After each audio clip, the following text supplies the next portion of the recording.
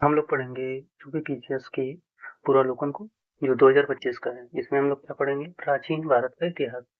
तो प्राचीन भारत के इतिहास में को देखने के बाद हमें ये पता चलेगा कि एंशिएंट हिस्ट्री से कहाँ-कहाँ से क्वेश्चन बनते हैं यूपी पीसीएस में। तो आ जाइए हम लोग देखते हैं। तो पाषाण काल से हम लोग शुरू करते हैं। तो देखा जाए पाषाण काल, तो रॉबर्ट रॉबर्ट ब्रूस हुड थे एक, क्या थे? तो ए बी दोनों क्वेश्चन यहाँ पर आंसर है। तो इसका मतलब क्या थे? कौन थे ये? भूगर्भ वैज्ञानिक थे और पुरातत्वविद थे। तो इनसाइक्लोपीडिया और ब्रिटानिका के अनुसार रॉबर्ट ब्रूटफुट जो थे वो ब्रिटिश भूगर्भ वैज्ञानिक और पुरातत्वविद थे। जियोलॉजिकल सर्वे से संबंध रॉबर्ट ब्रूटफुट ने 1863 ईस्वी में भारत में पाषाणकालीन बस्तियों के अन्वेषण की शुरुआत। अतः स्पष्ट है कि इस प्रश्न का उत्तर विकल्प ए भी दोनों होगा। अब दूसरे क्वेश्चन की तरफ जाते हैं। कोपेनहेगन संग्रहालय की सामग्री से पाषाण कांस्य और लौह युग का त्रियुगी विभाजन किया था। तो किसने किया था? थॉमसन ने किया था। तो डेनमार्क के कोपेनहेगन संग्रहालय की सामग्री के आधार पर पाषाण काल, कांस्य और लौह युग का त्रियुगी विभाजन क्रिश्चियन जैकर्सन थॉमसन ने किया था। इनका पूरा नाम क्या था? क्रिश्चियन जैकर्सन। इतना याद करने की जरूरत नहीं है, थॉमसन याद कर लीजिए, इतना ठीक रहेगा। तीसरे क्वेश्चन की तरफ हम लोग आते हैं। तो तीसरे क्वेश्चन में है कि सूची फर्स्ट को सूची सेकंड से सुमेलित कीजिए तथा नीचे दिए गए कूट से सही उत्तर चुनिए। सही उत्तर चुनना है। तो इसमें हम लोग देखेंगे कि सही उत्तर क्या है। तो ये है निमाशा। तो निमाशा कहाँ पर है? तो निमाशा है महाराष्ट्र में। निमाशा महाराष्ट्र है। ईसमपुर कहाँ है? ईसमपुर कर्नाटक में है। ईसमपुर कर्नाटक में है। फिर टिटवाना कहाँ है? टिटवाना है राजस्थान में। टिटवाना कहाँ है? राजस्थान में। फिर क्या है? गुड़ियाम। गुड़ियाम कहाँ है? तमिलनाडु में। गुड़ियाम कहाँ है? तमिलनाडु में है। ठीक है। अब आते हैं हम लोग चौथे क्वेश्चन की तरफ। तो चौथा क्वेश्चन क्या है? उत्खनित प्रमाणों के अनुसार पशुपालन का प्रारंभ हुआ था। पशुपालन का प्रारंभ कहाँ हुआ था? तो यहाँ पर आंसर है डी, मध्य पाषाण काल में। अब इसका एक्सप्लेन पढ़ते हैं हम लोग। एक्सप्लेन का मध्य पाषाण काल के अंतिम चरण में पशुपालन के साक्ष्य प्राप्त होने लगे हैं। ऐसे पशुपालन के साक्ष्य भारत में आदमगढ़, नर्मदापुरम में, ये पूर्व नाम होशंगाबाद है, मध्य प्रदेश में है, तथा बागौर। बागौर कहाँ है? तो ये भीलवाड़ा राजस्थान में है। यहाँ मतलब साक्ष्य मिले थे। किसके साक्ष्य मिले थे? मध्य पाषाण काल के। मध्य पाषाण काल के साक्ष्य कहाँ कहाँ मिले हैं? होशंगाबाद। होशंगाबाद मान लीजिए आदमगढ़। ये होशंगाबाद कहाँ है? ये आदमगढ़ है जो होशंगाबाद में है। और भीलवाड़ा जो है, ये भीलवाड़ा बागौर एक ही जगह है राजस्थान का। फिर आते हैं पांचवें क्वेश्चन की तरफ। निम्नलिखित में से इस मध्य पाषाणकालीन स्थलों को भौगोलिक दृष्टि से पश्चिम से पूर्व की क्रम में व्यवस्थित करें। तो पश्चिम से पूर्व की तरफ हमें व्यवस्थित करना है। तो पहला क्या आएगा? इसमें से आएगा, इसका आंसर क्या है? 4213। तो 4213 क्या है? पहला आ जाएगा मदहा। पश्चिम से पूर्व मतलब इधर से लेके ऐसे जाना है। तो हम लोग इधर से लेके इधर जाएंगे। तो मदहा कहाँ है? मदहा है उत्तर प्रदेश में। तो उत्तर प्रदेश में ये आ गया मदहा प्रतापगढ़, उत्तर प्रदेश में। फिर बाद में आ गया इसके बाद दो। तो दो कौन है? तो दो है लिखैया। लिखैया लिखैया ये उत्तर प्रदेश मिर्जापुर में है। फिर ये आ गया इसमें पैसरा। पैसरा कहाँ है? तो पैसरा है बिहार में। पैसरा बिहार में। अब मैप भी लेकर बैठेंगे तो बहुत सही, अब देख लेंगे कि पूर्व से पश्चिम कौन कौन क्षेत्र हैं। फिर वीरभानपुर, ये पश्चिम बंगाल में है। तो वीरभानपुर पश्चिम बंगाल में है। तो आपका क्वेश्चन का आंसर क्या हो गया? 4213। अब आते हैं हम लोग छठे क्वेश्चन की तरफ। निम्नलिखित में से किस स्थल से हड्डी के उपकरण प्राप्त हुए हैं? तो हड्डी के उपकरण कहाँ से प्राप्त हुए हैं? मदहा से। फिर एक्सप्लेन देखते हैं। मध्य पाषाण कालीन मदहा उत्तर प्रदेश के प्रतापगढ़ जिले में स्थित से बड़ी मात्रा में हड्डी एवं सींग से निर्मित उपकरण प्राप्त हुए हैं। जिया शर्मा मदहा में तीन क्षेत्रों का उल्लेख करते हैं, जो झील क्षेत्र, बूचड़खाना संकुल क्षेत्र एवं कब्रिस्तान निवास क्षेत्र में बटा था। बूचड़खाना संकुल क्षेत्र से ही हड्डी एवं सींग निर्मित उपकरण एवं आभूषण बड़े पैमाने पर पाए गए हैं। सरानाहर राय में भी अल्प मात्रा में हड्डी के उपकरण मिले हैं। इस प्रकार विकल्प सी और डी दोनों सही हैं। ठीक है।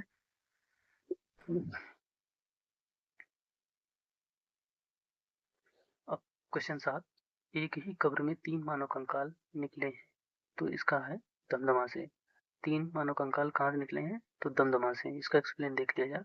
मध्य गंगा घाटी के प्रतापगढ़ जिले में स्थित सरायनहर, राय, मादहा तथा दमदमा का उत्खनन हुआ है। तो दमदमा में लगातार 5 वर्षों तक किए गए उत्खनन के फलस्वरूप पश्चिम तथा मध्यवर्ती क्षेत्रों से कुल मिलाकर 41 शवाधान ज्ञात हुए हैं। इन समाधानों में से 5 समाधान युग्म समाधान है और एक समाधान में 3 मानव कंकाल 7 दफनाए हुए थे। शेष समाधान में एक एक कंकाल मिले हैं। अब क्वेश्चन 8 में आते हैं। खाद्यान्नों की कृषि सर्वप्रथम प्रारंभ हुई थी, तो कब हुई थी? नवपाषाण काल में। खाद्यान्नों का कृषि उत्पादन सर्वप्रथम नवपाषाण काल में प्रारंभ हुआ था। यही वह समय है जब मनुष्य कृषि कर्म से परिचित हुआ था। अब आ गए हम लोग 9वें क्वेश्चन में। मानव द्वारा सर्वप्रथम प्रयुक्त अनाज था, कौन था? तो सी, जौ था। वैश्विक दृष्टि से देखा जाए तो सर्वप्रथम जौ बार्ले 8000 ईसा पूर्व के आसपास भूमध्य सागर एवं ईरान के मध्य स्थित पश्चिम एशिया के क्षेत्र में मानव द्वारा उगाया गया। बाद में लगभग यही क्षेत्र में 8000 ईसा पूर्व के आसपास ही गेहूं, व्हीट भी उगाया जाने लगा। अब आते हैं हम लोग 9वें क्वेश्चन की तरफ। तो मानव द्वारा सर्वप्रथम प्रयुक्त अनाज तो कौन है? सी। अब आते हैं हम लोग 10वें क्वेश्चन की तरफ। भारत उपमहाद्वीप में कृषि की प्राचीन साक्ष्य प्राप्त हुए हैं, तो बी, लौरादेव से। लौरादेव से इसका एक्सप्लेन हम लोग पढ़ते हैं। तो इसके एक्सप्लेन में हम लोग पढ़ते हैं कि क्या है। तो नवीनतम खोजों के आधार पर भारत उपमहाद्वीप में प्राचीन कृषि के साक्ष्य वाला स्थल उत्तर प्रदेश के संत कबीर नगर जिले में स्थित लौरादेव है।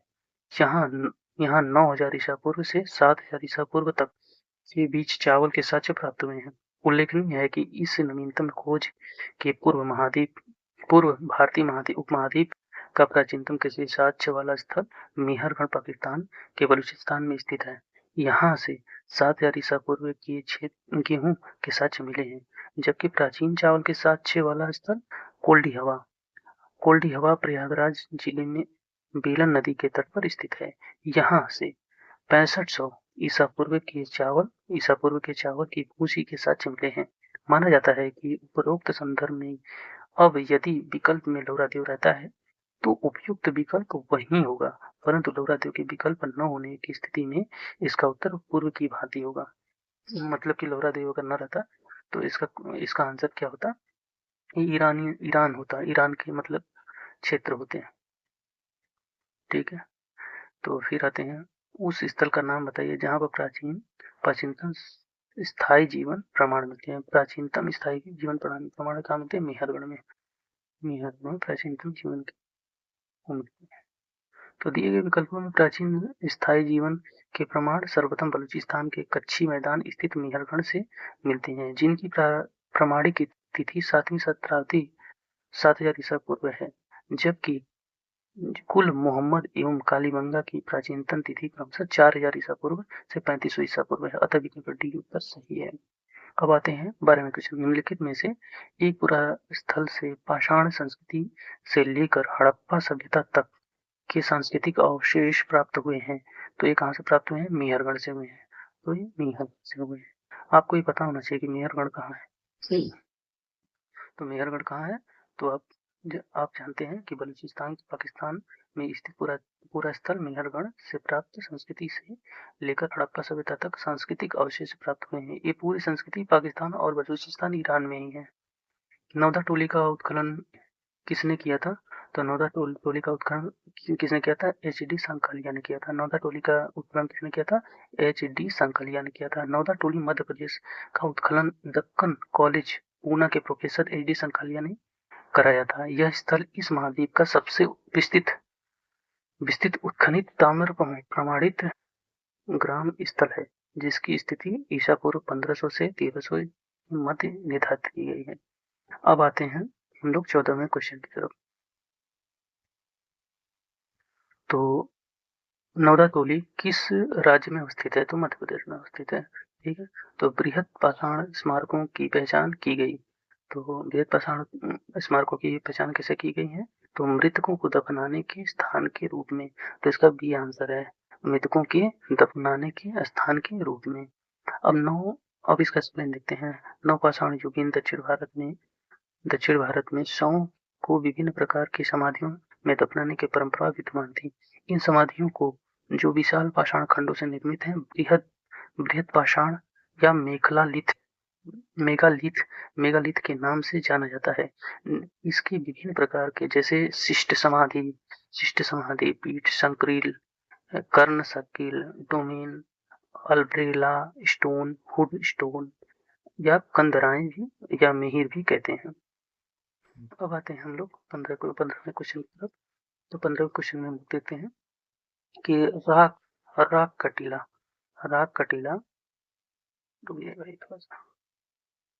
राग कटीला निम्नलिखित में से नौ पाषाणिक स्थल से संबंधित है।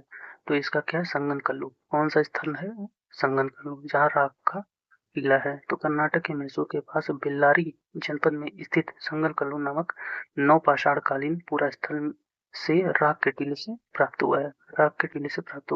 इसका क्वेश्चन क्या था? राग का टीला निम्नलिखित में से किस नौ पाषाणिक स्थल से संबंधित है? तो कहाँ से संबंधित है? बी, संगनकल्लू से। ठीक है। अब 16वां क्वेश्चन, निम्नलिखित में से कौन सा स्थल प्रागैतिहासिक चित्रकला के लिए प्रसिद्ध है? तो कौन प्रसिद्ध है? तो भीमबेटका क्या है? प्रागैतिहासिक स्थल के रूप में प्रसिद्ध है। ठीक है। मध्य प्रदेश के रायसेन जिले में स्थित भीमबेटका प्रागैतिक शैल चित्रों का श्रेष्ठ उदाहरण है। इन गुफाओं में जीवन के विविध रंग को पेंटिंग के रूप में उकेरा गया है, जिनमें हाथी, सांभर, हिरण आदि के चित्र हैं। यहाँ के शिलाश्रयों से सर्वाधिक चित्र प्राप्त हुए हैं। इनकी खोज 1857 में बी.एस. वांकलकर ने की थी। भीमबेटका शिलाश्रय यूनेस्को की विश्व विरासत की स्थल सूची में भी शामिल है। अब क्वेश्चन आता है कि भारत में किस शिलाश्रय से सर्वाधिक चित्र प्राप्त हुए? तो कहाँ से सर्वाधिक चित्र प्राप्त हुए हैं? भीमबेटका से। तो भीमबेटका सर्वाधिक चित्र प्राप्त हुए हैं। और उसी क्वेश्चन को कई प्रकार से पूछा है। तो किस भारतीय पुरातत्ववेत्ता ने पहली बार भीमबेटका गुफा को देखा और उसके शैल चित्रों के ऐतिहासिक महत्व को खोजा? तो किसने खोजा? बी.एस. वांकलकर ने। तो किसने खोजा? बी.एस. वांकलकर ने। गैरिक मितभांड पाषाण ओशीपी का नामकरण हुआ। तो नामकरण हुआ कब? कहाँ? हस्तिनापुर में। अब इसका एक्सप्लेन देखते हैं। गंगा यमुना दोआब की सांस्कृतिक परंपरा संभवतः उस संस्कृति के साथ शुरू होता है जिसमें अपने अत्यंत विशिष्ट मृतभांडों के नमूने के कारण गेरुवर्णी गैरिक मृतभांड संस्कृति ओसीपी कहा गया। बीबी लाल के निर्देशानुसार 1950 से 52 के दौरान हस्तिनापुर में उत्खनन में सर्वप्रथम गैरिक मृतभांड प्राप्त हुए थे। तो गैरिक मृतभांड कहाँ से प्राप्त हुए थे? हस्तिनापुर से गैरिक मृतभांड प्राप्त हुए थे। अब देखते हैं, ताम्रपाषाण काल में महाराष्ट्र के लोग मृतकों को घर के फर्श के नीचे किस तरह रखकर दफनाते थे? तो किस तरह रख के दफनाते थे? उत्तर से दक्षिण की तरफ। तो महाराष्ट्र के ताम्रपाषाण कालीन संस्कृति, जोरवे संस्कृति जो थी, वे निवासा और दैमाबाद, कुठे, चंदौली, इनाम गांव, वो चंदौली नहीं है, ऊपी वाला है, ये महाराष्ट्र का है।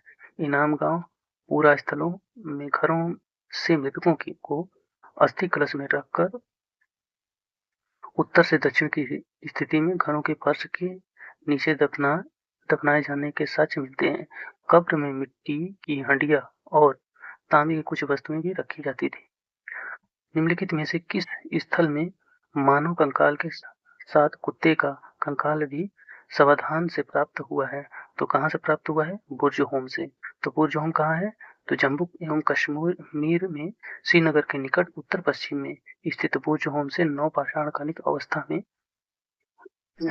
में मानव कंकाल के साथ कुत्ते का कंकाल भी सावधान में प्राप्त हुआ है। गर्तावास को क्या कहते हैं? गड्ढों वाले घर भी यहाँ की प्रमुख विशेषता है। गर्तावास के साक्ष्य कहाँ से प्राप्त हुए हैं? बोजोहोम से। विंध्य क्षेत्र के किस शिलाश्रय से सर्वाधिक मानव कंकाल प्राप्त हुए हैं?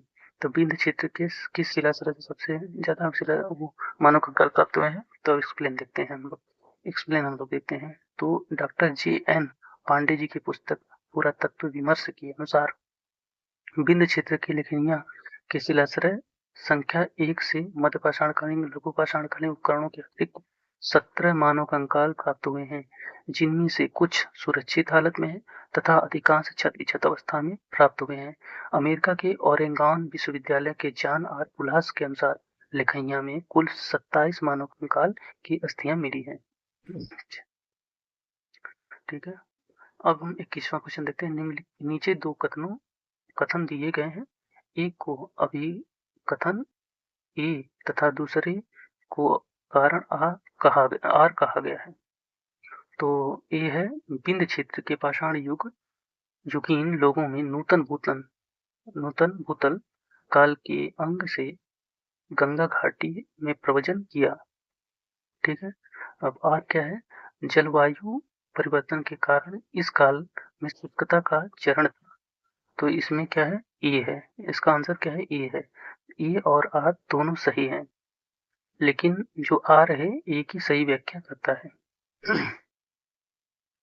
तो जी.आर. शर्मा के सरानाहर राय की खुदाई के बाद यह अवधारणा की दी कि नूतन भूतन काल में अंत में सूखे के कारण विंध्य क्षेत्र में भोजन की कमी होने पर लोगों ने गंगा घाटी क्षेत्र में प्रव्रजन किया। इस प्रकार शुष्कता का सूखे का प्रमुख कारण जलवायु परिवर्तन था। इस प्रकार ए और आर दोनों सही हैं। आर ए की सही व्याख्या करता है।